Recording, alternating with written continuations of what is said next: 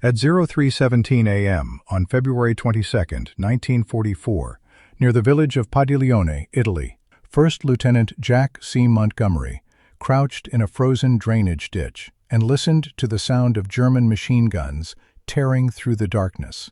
The 45th Infantry Division had been pinned down for 6 hours. 3 separate attempts to advance had failed. 42 men were already dead. Command had stopped issuing orders because there were no orders left to give. The German defensive line was considered impenetrable.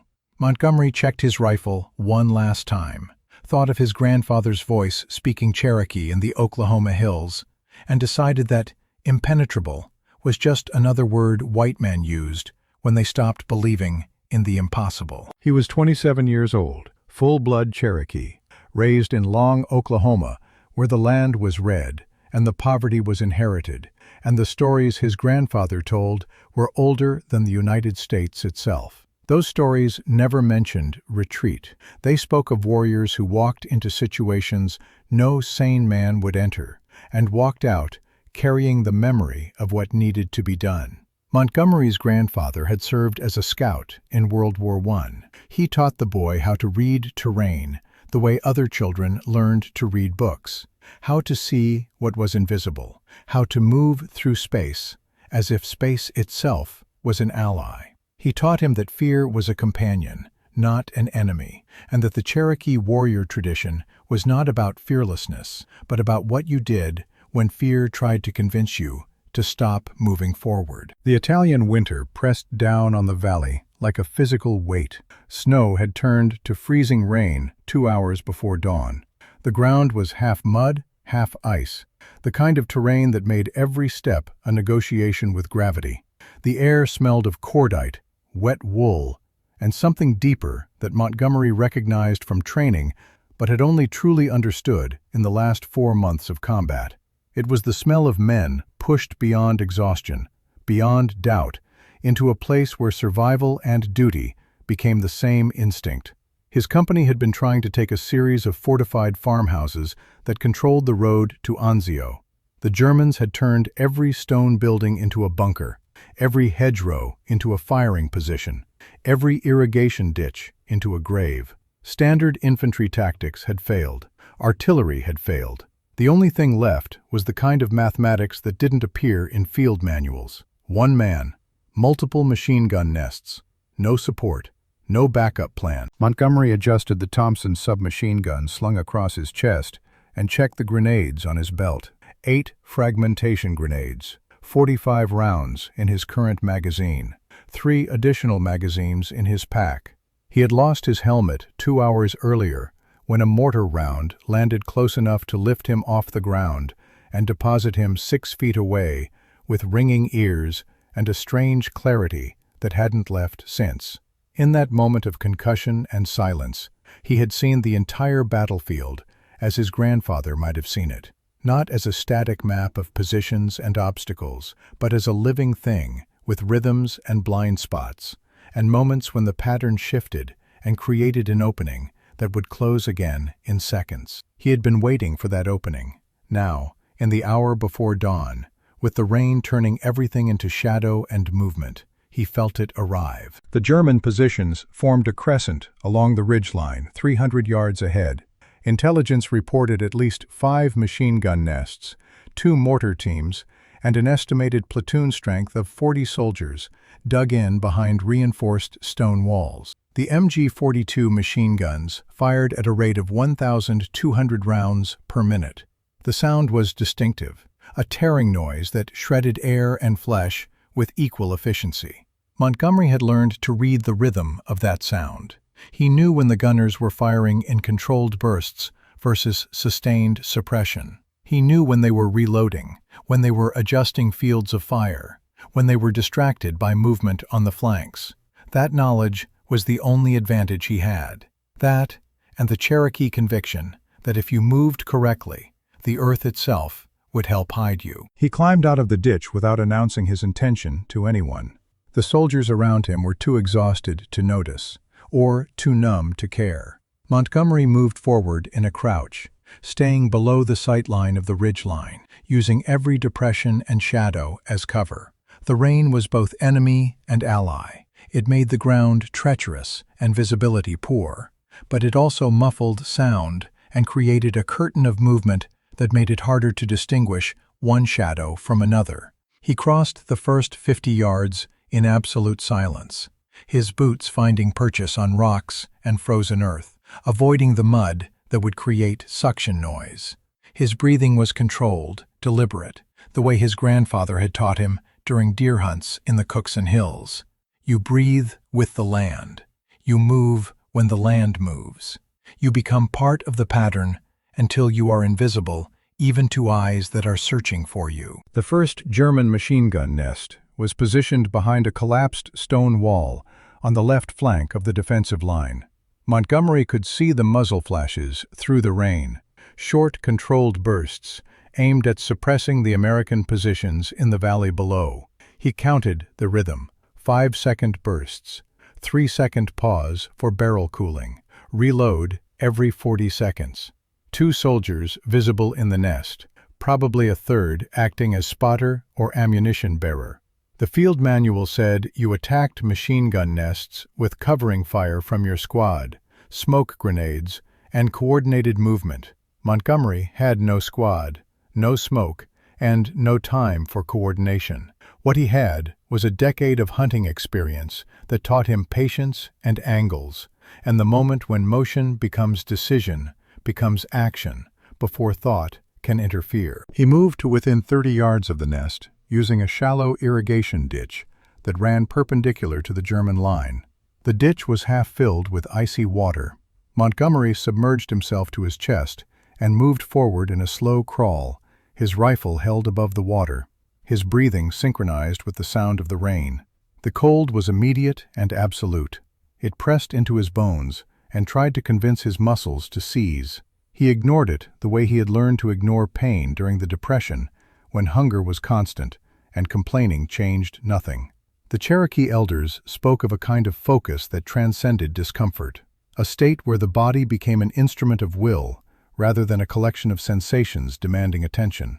Montgomery had reached that state somewhere between the ditch and the realization that he was going to attack 5 machine gun positions alone or die in the attempt, probably both. At 15 yards, he pulled himself out of the water and lay flat against the frozen mud. The machine gun nest was directly ahead. He could hear German voices now, short, clipped commands, the metallic sound of ammunition belts being loaded, the brief flare of a cigarette lighter quickly extinguished.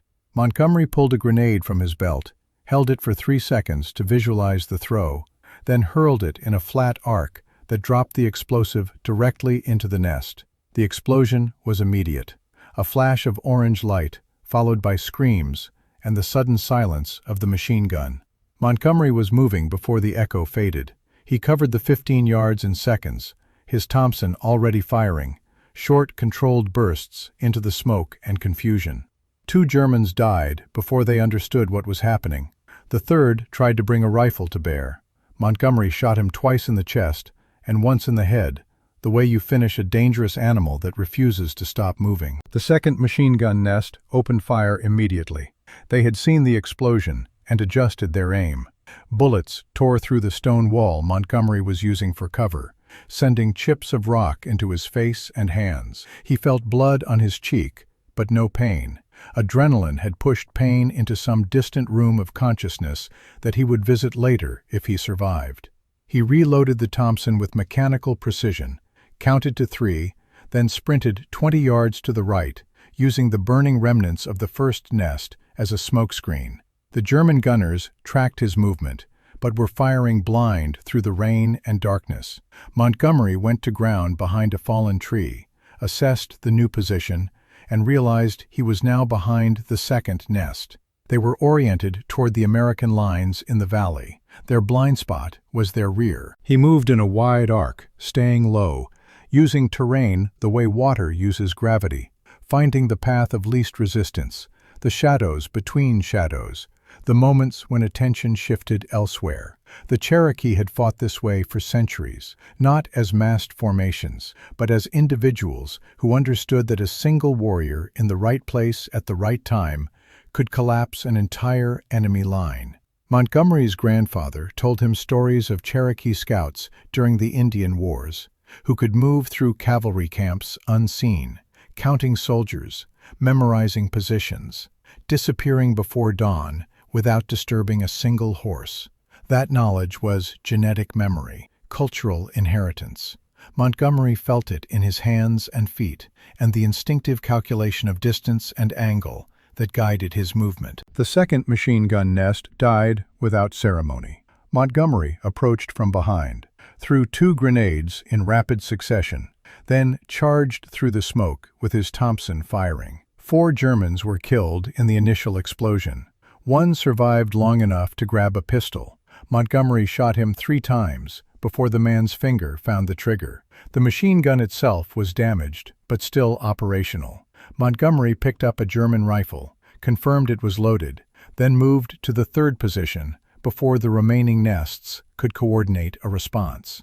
Speed was survival now. Every second he remained stationary was a second they could bring concentrated fire on his position. He had to keep moving, keep attacking, keep the Germans reacting instead of planning. The 3rd nest was positioned on higher ground, behind a reinforced farmhouse wall.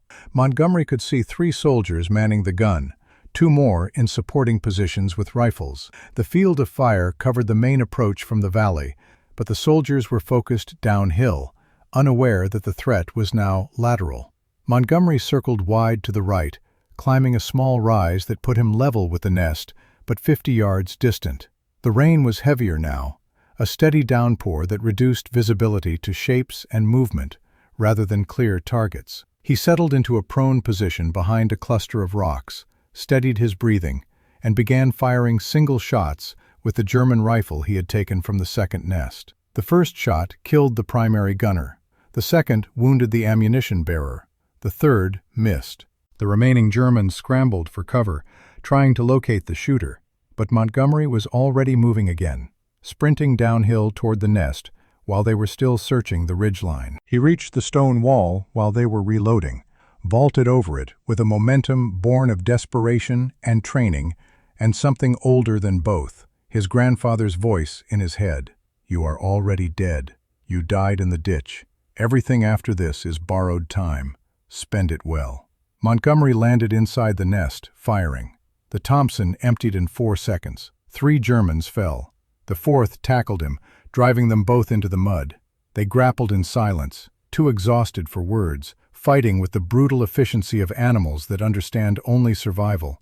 The German was stronger. Montgomery was faster. He found a rock, drove it into the man's temple, felt the body go slack beneath him. He rolled away, grabbed the Thompson, reloaded with shaking hands that still functioned despite the cold and exhaustion and the strange floating sensation that suggested blood loss or shock or both. The 4th machine gun nest was firing now, adjusted their aim toward Montgomery's last known position. Tracers cut through the rain like angry fireflies, searching for flesh. Montgomery crawled 20 yards through the mud, found a depression deep enough to provide cover, and lay still while bullets cracked overhead. His chest was heaving. His vision was narrowing at the edges. He realized he had been shot, somewhere. He couldn't locate the wound, but could feel wetness spreading across his left side, warm and insistent. He pressed his hand against the source, felt torn cloth and torn flesh, decided it was superficial because he could still move, and movement was all that mattered now. He checked his ammunition. 1 magazine left, 4 grenades. The 4th and 5th nests were close together, probably coordinating fire now that they understood the American line wasn't the threat. 1 man was the threat. 1 Cherokee who refused to obey the mathematics that said this was impossible. Montgomery waited for the machine gun fire to shift, then moved again. He was beyond exhaustion now, operating on pure will and the muscle memory of 1,000 training repetitions, and the cultural inheritance of warriors who had fought overwhelming odds and won, because winning was the only story they allowed themselves to imagine. He flanked the fourth nest from the left, using a collapsed barn as cover, moving through what remained of a vegetable garden, now just frozen mud and shattered stakes. The Germans saw him this time. They were shouting, swinging the machine gun to track his movement, firing long, sustained bursts that tore through the barn walls and sent splinters into his back and arms. Montgomery threw his remaining grenades in a sequence timed to coincide with his forward movement. The first grenade landed short, creating smoke and confusion. The second landed inside the nest, killing 3 men instantly. The third destroyed the machine gun itself, twisting the barrel and rendering it useless. The fifth nest was the command position. Montgomery could see an officer inside, directing fire through hand signals, coordinating what remained of the German defense. The machine gun was still operational, swinging toward Montgomery's position. He had no grenades left. His Thompson had 12 rounds remaining. The distance was 40 yards. The rain was blinding. Montgomery stood up fully, for the first time since leaving the ditch, exposed himself completely to the German fire, and began walking forward at a steady pace. Bullets snapped past his head, tore through his jacket, ricocheted off rocks at his feet. He did not run. He did not duck. He walked the way his grandfather walked, through the Oklahoma hills when checking traps, with a calm certainty that fate had already decided the outcome, and rushing wouldn't change what was written. At 20 yards, he raised the Thompson and emptied the magazine in one sustained burst. The German officer fell first, then the gunner, then 2 soldiers attempting to man the weapon. Montgomery dropped the empty Thompson, pulled his sidearm, a Colt 1911, and continued walking forward. The last German soldier in the nest raised his hands in surrender. Montgomery kept his pistol aimed at the man's chest, gestured for him to move away from the machine gun, then destroyed the weapon with 3 precise shots that rendered it inoperable. The soldier sat down in the mud and began crying. Montgomery sat down next to him, suddenly unable to stand, and they remained that way for several minutes while the rain continued and the sun began to rise behind the clouds, and the American line in the valley below realized the machine gun fire had stopped. The battlefield became quiet, in the way only battlefields can, a silence so complete it felt like the absence of something fundamental. Montgomery's company moved forward cautiously, expecting German reinforcements, finding instead destroyed nests and dead soldiers, and one Cherokee lieutenant sitting in the mud, bleeding from multiple wounds he hadn't noticed until the fighting ended.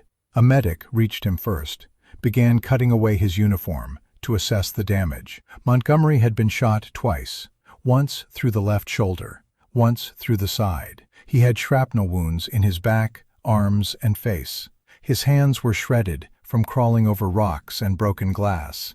His core temperature was dangerously low from submersion in the frozen ditch. The medic called for a stretcher. Montgomery refused. He walked back to the American line under his own power, because walking was what you did when the fight was over. You walked to prove you could.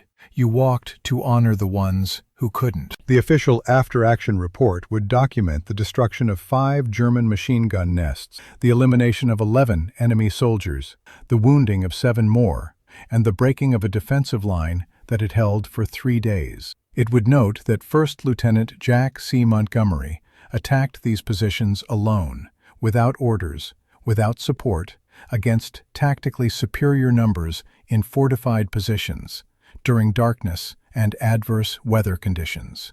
The report would recommend the Medal of Honor. Montgomery would receive it 14 months later, in a ceremony he barely remembered, standing in dress uniform, while generals spoke about valor and sacrifice, and the American spirit. He thought about his grandfather's stories, about Cherokee warriors who fought because fighting was the only honorable response to impossible situations, about the poverty and discrimination and stolen land that defined his childhood and somehow produced men who volunteered to fight for a country that didn't always treat them as full citizens, about the contradiction at the heart of Native American military service, serving a nation built on treaties that were broken before the ink dried. The war continued without him. Montgomery's wounds required months of recovery. By the time he was cleared to return to duty, his division had moved north through Italy and into France. He spent the remainder of the war in training assignments and liaison roles, jobs that kept him alive but distant from combat. He never fired his weapon again in anger. He never spoke publicly about the night at Padiglione, except when pressed by reporters who couldn't understand why he seemed uncomfortable with praise. What words existed to explain that violence, even necessary violence, even violence that saved lives and broke enemy lines, left marks that medals couldn't erase? How could he describe the German soldier who surrendered and cried in the mud? The Cherokee tradition honored warriors, but also understood the cost of war, the spiritual burden of taking life, the ceremonies required to cleanse the soul afterward. Montgomery performed those ceremonies alone, in private, speaking Cherokee words his grandfather taught him, burning sage in motel rooms and cheap apartments during the decades after the war when he worked construction jobs and tried to build something resembling normal life from the pieces that remained. He married. He had children. He returned to Oklahoma and found work in the oil fields and later in positions with the Bureau of Indian Affairs. He attended tribal gatherings and spoke to Cherokee children about service and duty and the warrior tradition that predated the United States by centuries. He never told them it was easy. He never told them war was glorious. He told them what his grandfather told him, that courage was not the absence of fear, but the decision to move forward despite it. That honor required sacrifice, that being Cherokee meant carrying the weight of history while still finding reasons to believe in tomorrow. That the stories we tell about warriors should include not just the battles they won, but the peace they struggled to find afterward. The Medal of Honor citation described his actions in the language of military efficiency. It noted tactical innovation, personal bravery, and devotion to duty. It did not mention the Cherokee training that made those actions possible. It did not acknowledge that Native American soldiers like Montgomery drew from cultural traditions that predated West Point by millennia, traditions that understood asymmetric warfare and individual initiative and the spiritual preparation required before entering combat. The military recognized his skill, but never fully understood its source. Montgomery carried that knowledge quietly, the way his people had carried sacred knowledge for generations, protecting it from appropriation, while still sharing its fruits when the moment demanded. He lived until 1971, died at 54, his body worn down by wounds that never fully healed, and injuries the war didn't cause, but the poverty of his youth did. There was no national funeral, no lengthy obituaries. The New York Times ran 4 paragraphs. The Cherokee Nation remembered him longer and more completely, understanding that his service represented continuity, not contradiction, that Native Americans who fought in World War II were not abandoning their heritage, but embodying its deepest principles, that resistance to injustice took many forms, including military service in defense of ideals the nation itself still struggled to fulfill. The farmhouses at Padiglione remain standing. Italian families live there now, farming the same fields where men died in the winter of 1944. The stone walls still bear marks from machine gun fire and grenade explosions. Occasionally, tourists visit, following maps to Medal of Honor sites, taking photographs, trying to imagine what happened in the darkness and rain. The earth remembers what words cannot convey. The distance Montgomery covered, the weight of mud and exhaustion and fear, the moment when cultural training and personal will and desperate circumstance converged to produce an action that defied probability, but not explanation. Warriors have always done impossible things. The Cherokee knew this. Montgomery knew this. He walked forward because walking forward was the only choice his grandfather's stories allowed him to consider. In the decades after the war, when veterans gathered to share stories and comparisons, Montgomery's actions at Padiglione were analyzed by military historians and tactical experts who tried to understand the mechanics of his assault. They focused on timing and movement, and the exploitation of tactical blind spots. They noted his effective use of grenades and the psychological impact of attacking from unexpected angles. They praised his courage and his initiative, but they never quite grasped the cultural foundation that made such actions possible. They didn't understand that Cherokee boys were raised on stories of warriors who fought alone against overwhelming odds, not because they were suicidal, but because solitary action was sometimes the most effective tactical response. They didn't recognize that tracking skills honed on Oklahoma hunts translated directly to reading terrain under combat conditions. They couldn't see that what looked like individual heroism was actually the expression of collective cultural knowledge passed down through generations of survival and resistance. Montgomery deflected questions about heroism. When pressed, he spoke instead about his company, the soldiers who died before he attacked, the men who moved forward after the German line collapsed. He described the medic who treated his wounds, the commanding officer who recommended him for the Medal of Honor, despite initial skepticism about reports that one man had destroyed 5 machine gun positions. The fellow Cherokee soldiers he served with, men whose names never appeared in history books, but who carried the same cultural inheritance and applied it to the same impossible situations. He rejected the narrative of the lone warrior, insisting that combat was collective, even when action was individual, that his survival depended on training provided by others, tactics learned in company formations, covering fire that forced the Germans to remain focused on the valley instead of the flanks. He was right to resist simplification. War is never simple. Cultural identity is never simple. The intersection of the two defies easy categorization or comfortable narratives. The Cherokee Nation honors Montgomery's memory with ceremonies and educational programs that teach young people about Native American military service. His story appears in tribal museums and school curricula, contextualized within the broader history of indigenous peoples' complex relationship with the United States military. These programs acknowledge the contradictions without trying to resolve them. They present Montgomery as neither victim nor simple patriot, but as a Cherokee man who made choices within limited options and honored both his heritage and his uniform in ways that sometimes complemented each other and sometimes created tension that only he could navigate. That honesty is itself a form of respect.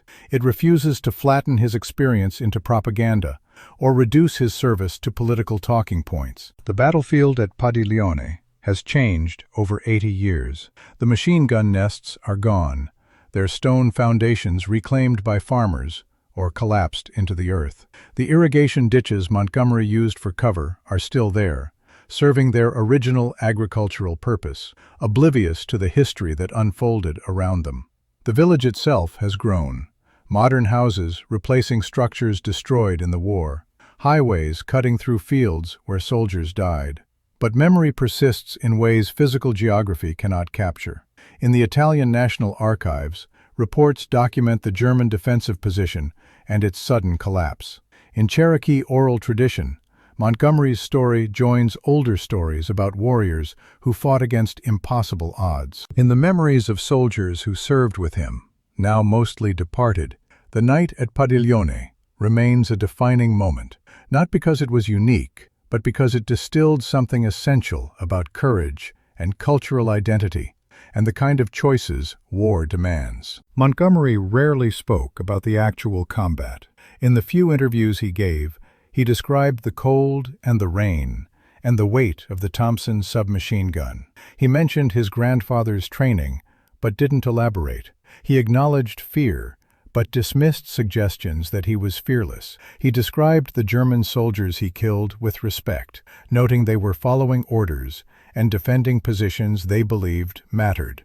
He never glorified violence. He never suggested war was anything but terrible. When pressed about whether he would do it again, knowing the cost, he paused for a long time before answering. Finally, he said he hoped he would have the same courage if circumstances demanded it, but he prayed circumstances would never demand it. That prayer was itself Cherokee. The warrior tradition honors those who fight when necessary, but recognizes that peace is always preferable to war, that violence should be a last resort, that the goal is not glory but survival and the protection of community. The Medal of Honor came with obligations Montgomery never anticipated.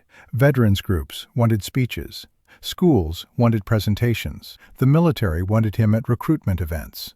He attended some, declined most, uncomfortable with the attention and the hero narrative that simplified what happened into something digestible and inspiring. The truth was messier. He fought well, but was also lucky. Grenades that could have malfunctioned worked perfectly. Bullets that could have killed him missed by inches.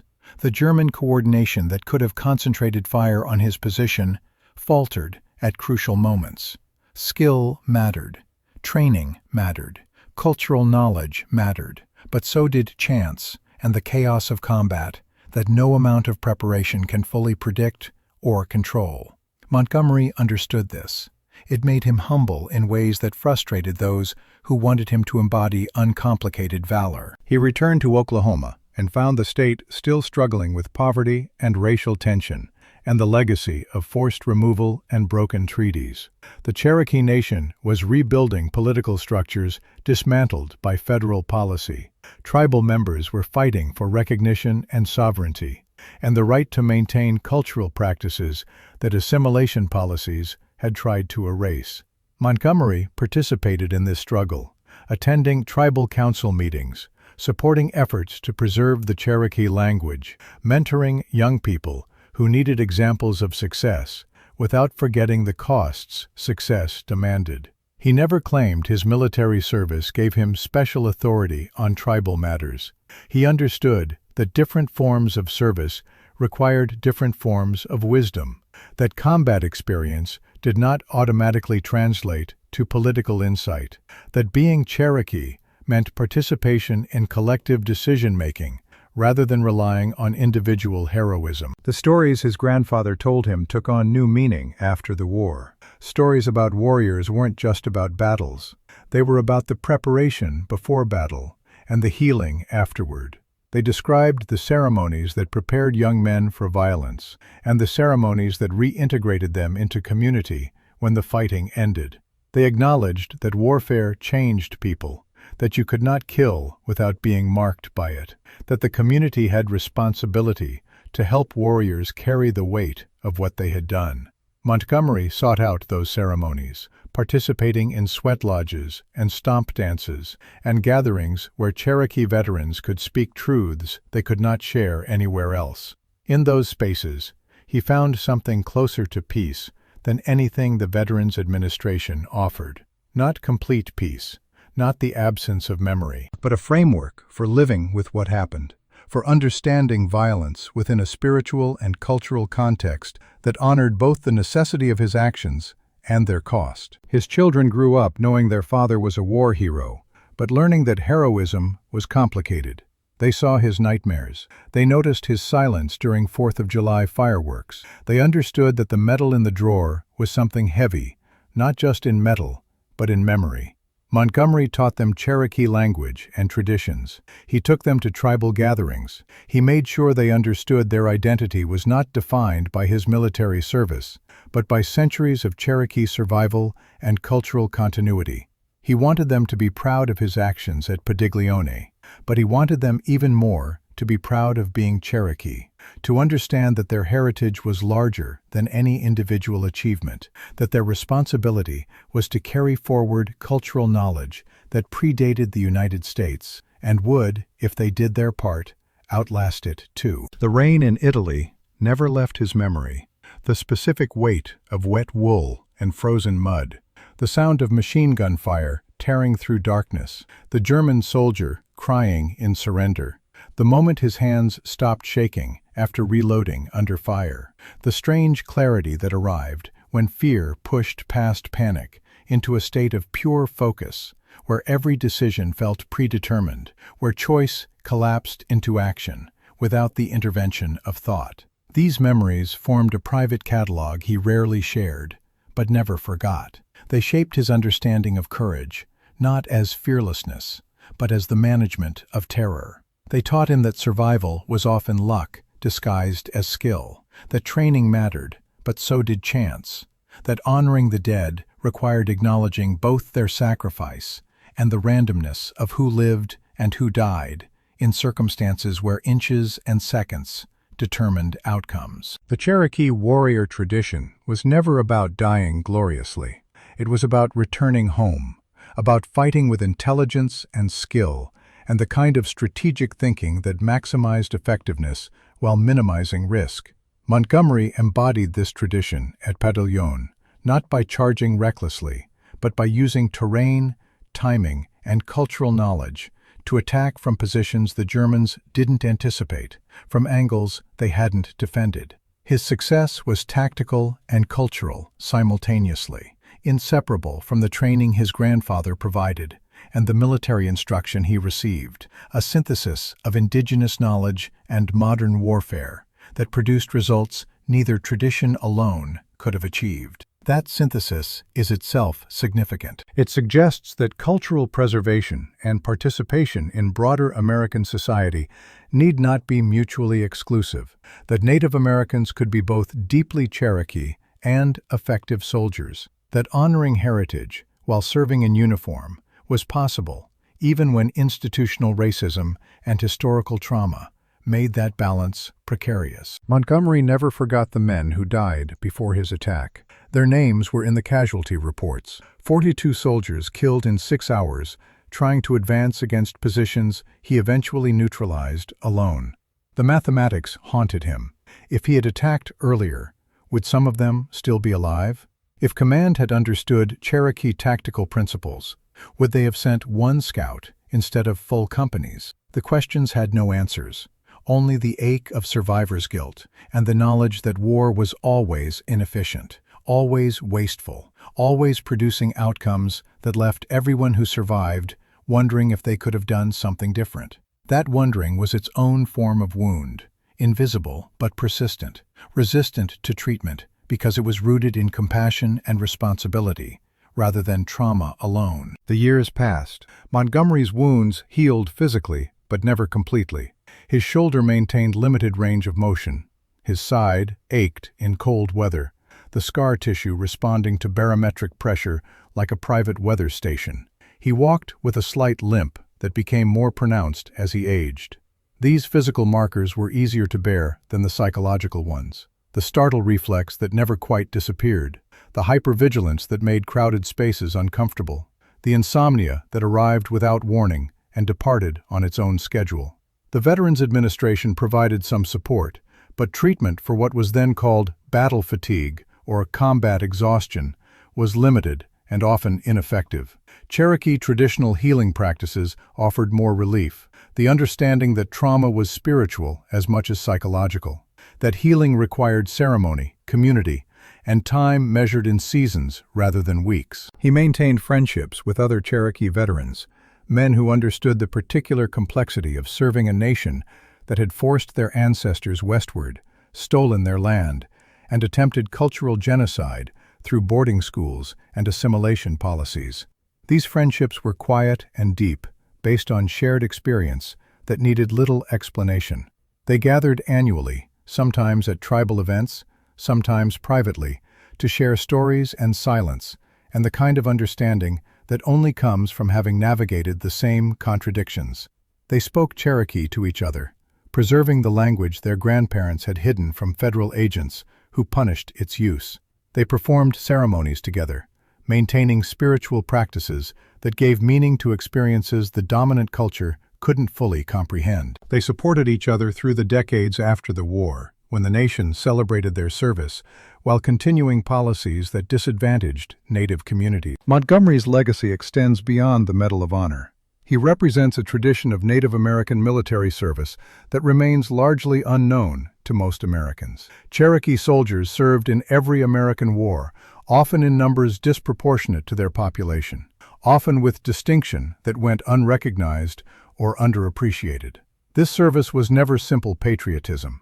It was complex, rooted in cultural traditions that valued warrior status, in economic necessity that made military service one of the few reliable employment options. In political calculation, that understood military service as leverage in sovereignty struggles. In personal choice that varied by individual and circumstance. Montgomery's service contained all these elements. He was proud of his actions, but critical of policies that marginalized Native peoples. He was grateful for military training, but insisted Cherokee knowledge was equally valuable. He accepted the Medal of Honor, but used his platform to advocate for tribal rights and cultural preservation. The night at Padiglione lasted approximately 4 hours, from the moment Montgomery left the ditch until the sun rose over the battlefield. 4 hours that would define the rest of his life, appearing in official citations and history books, and conversations he never initiated but learned to navigate. 4 hours that demonstrated the effectiveness of indigenous tactical knowledge in modern warfare. 4 hours that cost 11 German soldiers their lives and wounded Montgomery in ways both visible and invisible. 4 hours that the Cherokee Nation remembers as part of a longer story about survival, resistance, and cultural continuity. 4 hours that contain enough complexity to fill volumes, but are often reduced to a single sentence.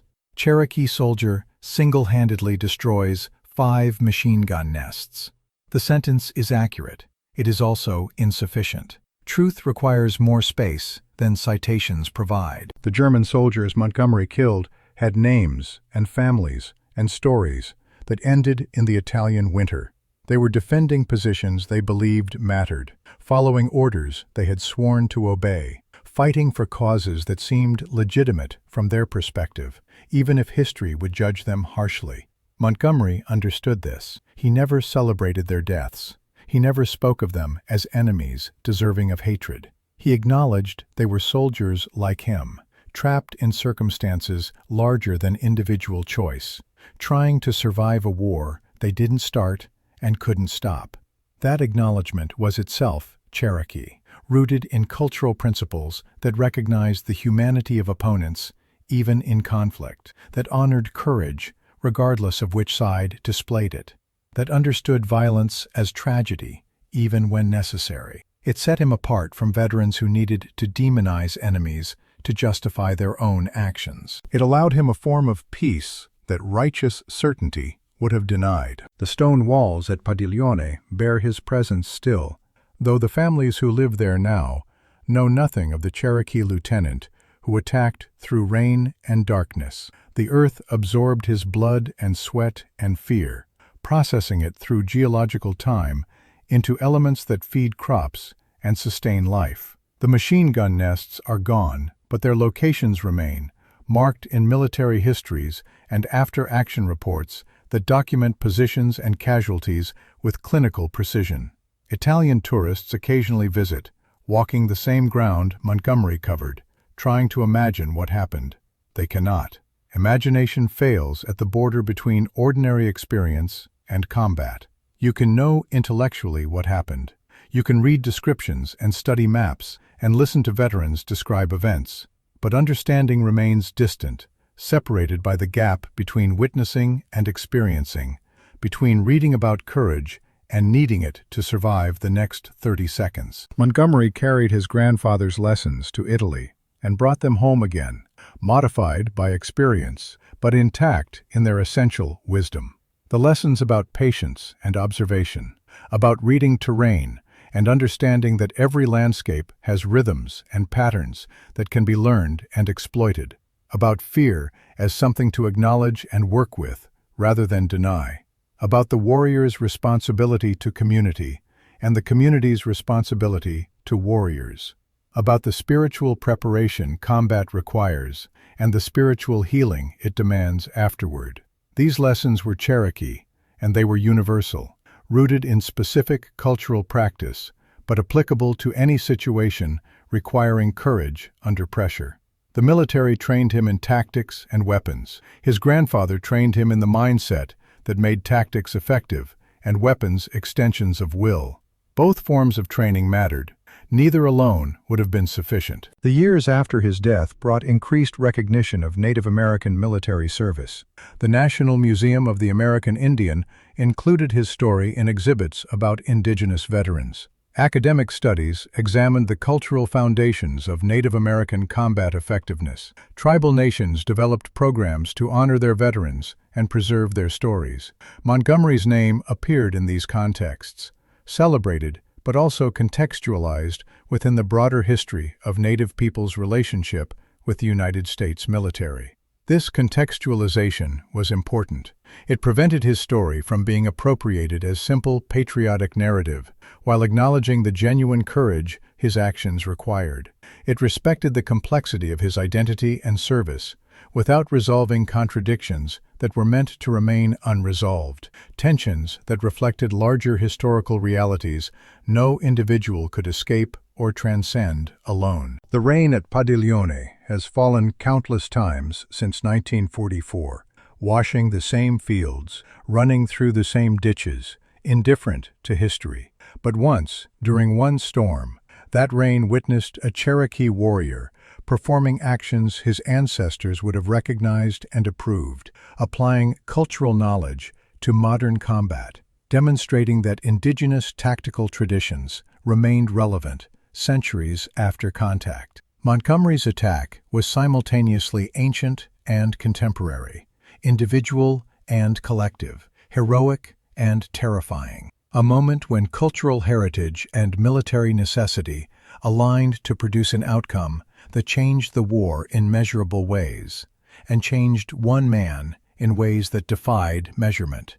That moment deserves remembrance, not because it was unique, but because it was representative of thousands of similar moments, when Native American soldiers drew from cultural traditions to serve effectively in circumstances that demanded everything they could give. Jack C. Montgomery died in 1971, his body worn down by wounds and work and the accumulated weight of memory. The Cherokee Nation mourned him as a warrior and elder. The military recognized him as a Medal of Honor recipient. His family remembered him as a father who carried burdens he rarely discussed but never denied. All these identities were true. All were incomplete.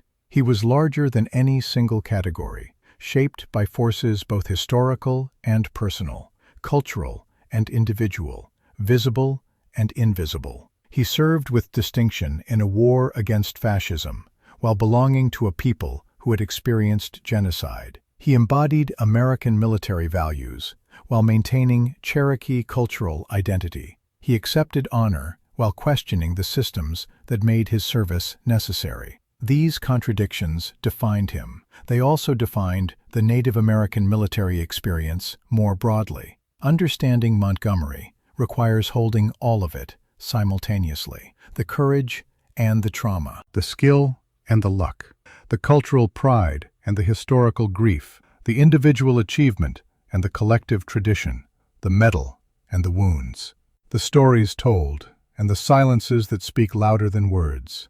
The earth at Padiglione remembers. The Cherokee Nation remembers. The military archives remember. The stories his grandfather told him echo still, passed to new generations who need examples of courage that acknowledges cost, of service that maintains cultural integrity, of warriors who fight when necessary and seek peace when possible. Montgomery's legacy is not just the machine gun nests he destroyed, but the life he built afterward, the children he raised, the language he preserved, the ceremonies he maintained, the example he provided of how to carry history's weight while still believing tomorrow might bring healing. That legacy continues. It will continue as long as Cherokee people remember that their warrior tradition predates the Medal of Honor by centuries and will outlast it too, as long as new generations understand that courage is not the absence of fear, but the decision to move forward despite it. As long as the stories remember not just the battles won, but the price paid and the peace sought afterward. Jack Montgomery walked forward through rain and darkness and enemy fire, because walking forward was what Cherokee warriors did when circumstances demanded impossible things. He survived. He returned home. He lived with what he had done. He passed his knowledge forward. The rest is not ending, but continuation. The story not finished, but ongoing, carried by people who understand that remembering is itself a form of service, that honoring the past requires preserving cultural knowledge for the future, that the rain at Padiglione still falls, and the earth still remembers, and the stories still matter, because they contain truths about courage and identity and survival, that each generation must learn again in its own way, in its own time, under its own reign.